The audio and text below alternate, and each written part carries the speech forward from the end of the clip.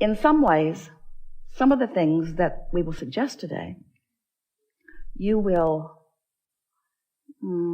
stubbornly protest against a little bit, because it's just going to seem too simple. And some of the things that we're going to say to you and promises that we're going to make to you, you may even doubt a little bit, because they're just words that sort of kind of make sense, and maybe you feel resonance with them, but you haven't had the manifestational evidence in your life yet about it.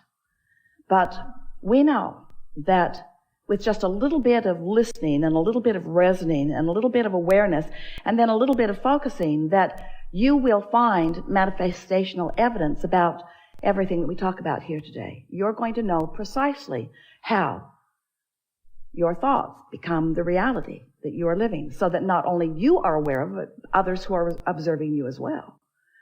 So as we've been talking to you about launching these rockets of desires, we also wrote a book about where they go. We called it The Vortex. It's this vibrational reality. It's this vibrational reality that you cannot yet see or hear or smell or taste or touch. You can feel it emotionally. Well, that's just annoying to people. We spent a lot of time trying to talk you into getting into the vortex where everything you want is. And you were very nice to us. No one ever got up and left the room. Well, just that one guy. But you were interested about the vortex, but you began saying things like, okay, so my fortune's in the vortex, Abraham. I want it to come out of the vortex and into my bank. Because it's nice knowing that I've created realities that I can't see yet, or that others can't see, but really, how long can this go on? How long do you think you can keep me hopeful about things that aren't tangible? And we say, it was never your intention to come and live without the tangibility. You are in a time-space reality where you can measure your existence through your manifestations. We just want you to understand that if you've got a vibration going on that is keeping you from being a vibrational match to what you want, the manifestation that you want cannot come. And you wouldn't want it to. You wouldn't want it to. So then we began talking to you about, so here's all of this vibrational reality, and you're going, yeah, we accept it, get on with it. How do I get it into my reality where I can see it, where others can see it? And so we began talking about your point of attraction. For a while we called it a grid. It's your point of attraction. It's like the framework of who you are, looking for different ways to help you feel the reality of your point of attraction. Your point of attraction, where you stand. And mostly it's about how you feel right now. How do you feel right now? What's your mood? What is the mood that is swirling around you? Because your mood is the best indicator that you have to let you know what the vibrational atmosphere is that you've got going on. And your vibrational atmosphere matters because it is your point of attraction. How you feel, your mood, the thoughts you're thinking, the beliefs you hold, what's going on, the conversations you have, how you move in the world, how you feel in the world, what you're doing now. Right now, you have a relationship with your vortex. Right now, you have a relationship with your vibrational reality. And the question that we want you to ask yourself is the relationship that you have with something that's in your vibrational reality, in your vortex, is the relationship you have one of holding it away? And you can tell by the way you feel whether you are holding it away or whether you are allowing it in. You can also tell by whether it's coming in or not. We're not asking you to just hold yourself in this emotional state of being and just take our word for it. What we're saying to you is take our word for it, hold yourself in the emotional state of being, and watch the evidence move from your vibrational reality into your reality until before long you will have such confidence in your ability to manifest anything that you desire, because you will have discovered what kinds of things you've been doing that have been preventing the things that you want from coming easily. And we can tell you in a very succinct, nutshell kind of a sentence what it mostly is. Your observation of the conditions that exist now are the reason that you keep repeating a pattern that holds away the things you want. It really is that simple. You got to change the way you look at things. You got to reorient yourself. You've got to become more vibrational interfacing. You have to trust the way you feel. You have to accept that you have guidance. You have to accept that your guidance is always leading you toward what you want. And you have to be aware of when you're moving toward what you want and when you're not moving toward what you want. And you have to accept that the emotions that you hold are the indicator of whether you're moving closer or further. You can just tell. You'll get so good at this That you'll be in the middle of a conversation and you'll stop talking right in the middle of it because you'll realize that you're moving away from what you want rather than toward what you want. So often, in your quest to make someone else understand what you mean, who's in a different vibrational frequency and is not hearing what you mean, in your attempt to get them to hear what you mean, you are responding to the condition of them not hearing.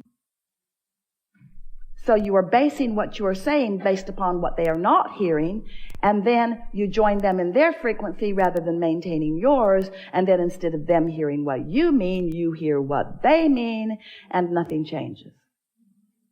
Oh, you got that, didn't you?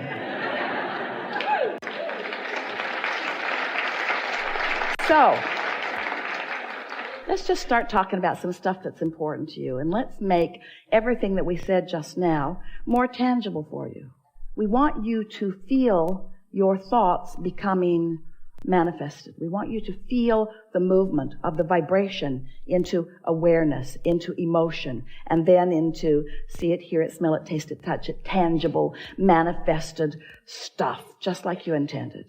You're not here just to accumulate stuff, but you are here as a masterful creator. You're here to mold the energy. And how your life is playing out is evidence of how you're doing. So, you were source energy before you came into these physical bodies. You don't remember that, and there's a reason that you don't, but you were. You were source energy before you came into these physical bodies, and now you are an extension of that source energy. So here you are, focused just as you intended to be, focused upon the things of your time-space reality, and you are utilizing your focus to help you personally, independently, identify your preferences. Sometimes you don't really grasp that. You don't really understand how perfect it is and how important it is that you deliberately choose. So anyway, that's step one. You ask for what you want, and you can't stop asking because life just continues to serve itself up to you in ways that cause you to identify your preferences. It happens all day, every day, at all levels of your being. It's really what the evolution of all species is about. So when you know what you don't want, you know what you do want. If someone's rude, you want them to be nicer. If you're rude, you want to be nicer. If you're unhappy, you want to be happier. If something's gone wrong, you want it to go right. In other words, if you don't have enough of something you want more of it. It's a very simple equation, not hard for you to figure it out, and you're doing it all day, every day. But what you may not know is that every time, whether you speak it out loud or not, something happens like that, you are launching these vibrational preferences. And the larger part of you is aware of the preference that you have launched and becomes it, because your inner being is unconditional. Your inner being rides the rocket of your desire. When you say, I prefer something, your inner being doesn't say, well, there aren't that many of them going around. Your inner being doesn't say, well, that's risky business and it's unlikely. Your inner being doesn't say, you don't have the education for that or the money for that or the background for that. When you launch a rocket, a request, a preference, a desire, your inner being becomes a vibrational match to it immediately. And because you are an extension of that inner being who has become a match to it, now you hold the potential of splitting your energy if you don't become a match to it too. You see how it works? When you say, I want that, the source within you says, done. We're there. We've got it. We're a vibrational match to it. Because everything that manifests is first a vibrational frequency. And the source within you will give you this, can more easily match your desires because in the energy stream, it is immediate. In your manifestational world, you've got some bugs to work out of your vibrational frequency. Source doesn't have to work those bugs out because Source already believes in you. Source already knows your value. Source already knows your worthiness. Source remembers why you came and who you are. So when you launch a rocket about something that you would like more of, Source is right there in that frequency. And in fact, the only reason that any of you ever feel any slight or strong negative emotion is because Source finds the frequency, the fullness of the desire that you have launched, and when you don't, there's vibrational discord between you and Source. Does that make sense to you?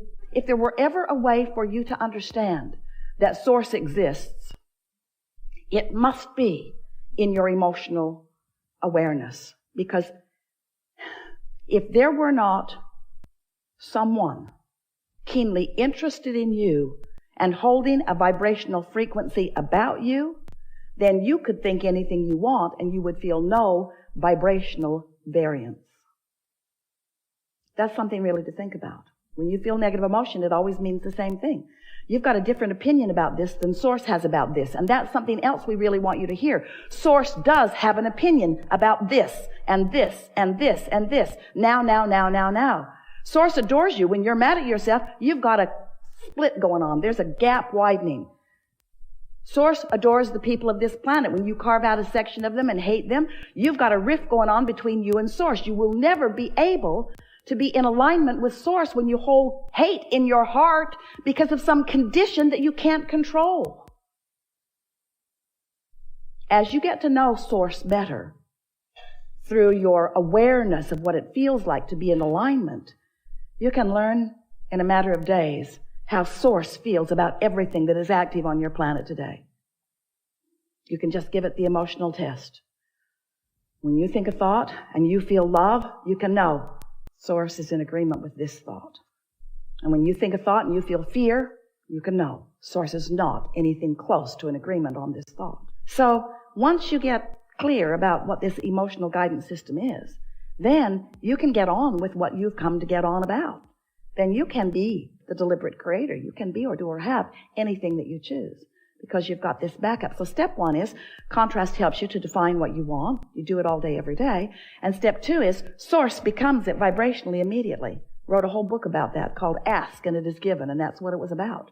That when you ask, Source becomes the vibrational equivalent of it. The energy that creates worlds. Imagine that. The energy that creates worlds. The vibrational equivalent to your desires. Keeping the light on, keeping the vibration steady, so that anytime you get in the vicinity or away from the vicinity, you'll know where you are in relationship to it. Helps you to zero in on who you really are and what you really want, to become the fullness of all that you are. So your work really is a step 3 part of this 3-step process. Now step 4 process, but step 3 process we talked about for so many years. Ask, Source answers, and then you must find a way to become a vibrational match to what you're asking for. In other words, you can't want something and doubt it and get it. You can't want something and be mad that you don't have it and get it. You can't want something and be impatient about it. The flight attendant said, "Thank you for your patience." And Esther said, "You're confused about who." You must be talking about the previous flight because no patience happening here. You can tell by the way you feel whether you are in alignment or whether you are not. So we are eager to talk with you about anything that matters to you. We're going to help you to find some ways, if you want them, to line up easily with who you are and what you want. We've enjoyed this interaction more than words can express fully. One of the things that we enjoy most about a gathering like this is that we, or you, are not limited to the communication that is taking place through words. There is a vibrational thing that is happening. The words are helpful because they cause us to focus similarly. And as we focus similarly, then the broader experience of the vibrational knowing and clarity can then take place. A gathering like this, from our point of view, is of advantage to you because through your willingness and patience to participate in dialogue like this, you have focused in the vibrational vicinity of your Source longer than you usually do. And because of that longer focus, even though we're all sort of in and out of it depending on what's happening in the questions and answers, for the most part, it is a time of sustained vibrational frequency that is in keeping with who you really are. And that's why, almost without exception, everything that we said here today, even the things that have never been said before, were received by you. That's why you got it. Now, as you move from this room and try to explain to anybody